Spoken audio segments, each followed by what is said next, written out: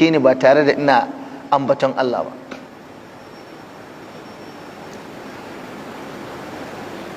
Hadisin da na fara kawo muku na Fatima din nan da ta je neman taimako a wajen annabi ya bata mai aiki. Kun san me ya bata? Ya ce ki je da ke da mijinki in za ku kwanta bacci ku yi subhanallahi 33, alhamdulillahi 33, Allahu akbar 34. Khairul lakuma min khadimin, wannan ya fi muku in ba ku mai muku aiki a gida. Malamai suka ce duk wanda yake da wata bukata yake so Allah ya biya masa, duk wanda yake son wani abu da ya sa a gaba yana son Allah ya taimake shi, to ga sirri nan, ya lazimci duk ranar da zai kwanta bacci ya rinka yin tasbihi 33, alhamdulillah 33, Allahu akbar 34. Idan ka gama ka roƙi Allah abin da kake so, wallahi za ka samu biyan bukata da gaggawa. Ba sai ka je ka kashe kuɗinka ka ba wani ya ci kaji ba, ba sai ka yi kaza ba. Aiki ne kake nema, kuɗi kake so za ka yi aure,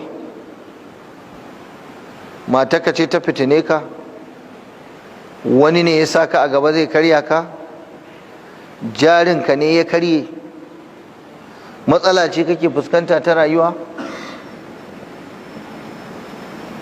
ka lazimci tasbihi in za ka kwanta bacci. kurin ka naɗe hannunka cikin nutsuwa fa, subhanallah subhanallah subhanallah subhanallah subhanallah subhanallah. Kana cino me kake faɗa? Tsarki ya tabbata ga Allah, tsarki ya tabbata ga Allah, tsarki ya tabbata ga Allah. A hankali, alhamdulillah alhamdulillah alhamdulillah, godiya ta tabbata ga Allah, godiya ta tabbata ga Allah, godiya ta tabbata ga Allah. Allahu akbar, Allahu akbar, Allahu akbar. Allah mai girma, Allah mai girma, Allah mai girma. Har bacci ya dauke ka, kana gamawa ka daga hannu ka ce ya Allah dan albarkacin wannan zikiri da nayi, larurar da take damuna kaza da kaza, Allah ka yaye mu, Allah ka biya mu bukatata, abu kaza da nake nema a wajen wani, Allah ka dora ni akan sa, ka sa ya bani.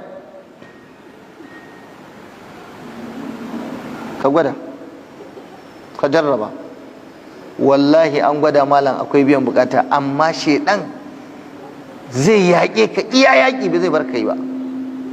Sai ka zo baccin ya hana ka tuna ma, manta za ka gaba ɗaya.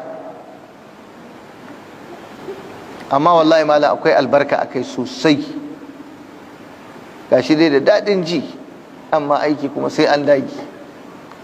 Yau ɗinnan da yawanmu da waya a hannunmu muke bacci.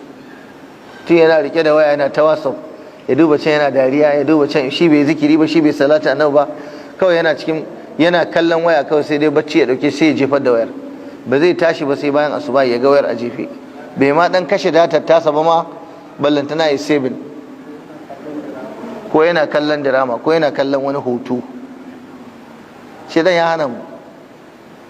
Amma dai ga abubuwan alkhairi nan wanda Allah ya hore mana in zamu bi. Abdullahi Mu'adh bin Jabal ya rawaito hadisi daga manzon Allah sallallahu alaihi wasallam cewa annabi yana cewa dan adam bai taba aikata wani aiki ba da ya fi kubutar da shi daga azabar Allah irin ambaton Allah.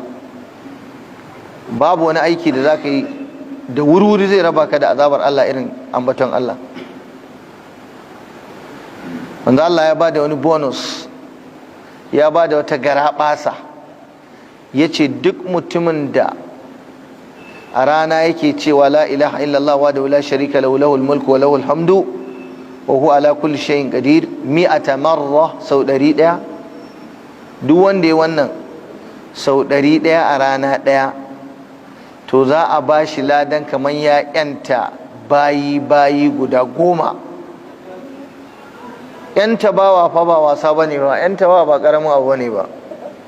Sannan kuma annabi ya ce za a rubuta masa kyakkyawan aiki guda 100, sannan za a yafe masa mummuna daga cikin ayyukansa guda 100 a shafe masa. wa kanat lahu hirzan min ash-shaytani yawmahu dhalika hatta yumsiya.